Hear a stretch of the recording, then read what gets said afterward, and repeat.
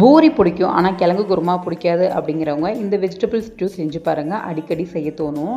இதில் வந்து நிறைய வெஜிடபிள், தேங்காய் எல்லாம் போடுறதுனால ரொம்பவே ஹெல்த்தியானதும் கூட. இதுக்காக கேரட்டு, பீன்ஸு, உருளைக்கிழங்கு, கொஞ்சமாக காலிஃப்ளவர் எடுத்து வாஷ் பண்ணிவிட்டு குக்கரில் கொஞ்சமாக எண்ணெய் சேர்த்து, வெஜிடபிள் சேர்த்து, உப்பு சேர்த்து, ஒரே ஒரு டம்ளர் தண்ணி மட்டும் விட்டு ஒரு விசில் விட்டு எடுத்துக்கலாம்.